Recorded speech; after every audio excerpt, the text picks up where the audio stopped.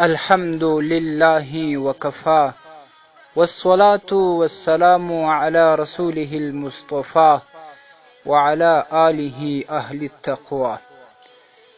قدرمندو محترم ورونو یو ورور پوښتنه کړې ده چې که یو څوک خودکشي وکړي یا په زهرو باندې ځان مړ کړي یا یې له لوړه ځایه رایله کړي یا په برق باندې ځان ونیسي، خو په هره طریقه چې وي چې خپل ځان خپله مړ کړي، آیا د دغه سړي د جنازې لمونځ کیږي او که نه؟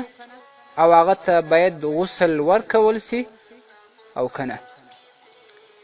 محترمه، ستاسې په جواب کې به ووایم چې دغه کس ته چې خپل ځان یې خپله وژلی، الله تعالی دې هر مسلمان د دغسې ذلت او د داسې غلط حرکاتو څخه وساتي.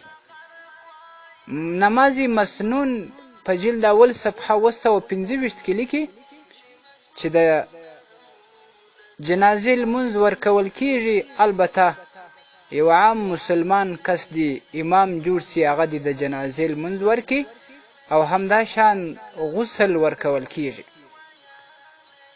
علامه محمد رفعت قاسمی رحمت الله علیه په مسائل غسل کې صفحه 100 کې وجه دا لیکلې ده چې ځکه د وخت حکیم یا د وخت خطیب او یا هم لوی علم یا امام و دغه کس ته د جنازې لمونځ نه ورکوي چې د نورو خلکو او د نورو ځوانانو دپاره عبرت سي چې د داسې غلط حرکت څخه هغه ځان وساتي.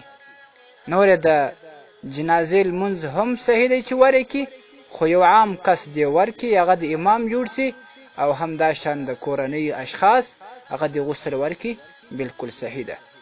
والسلام علیکم ورحمة الله وبرکاته.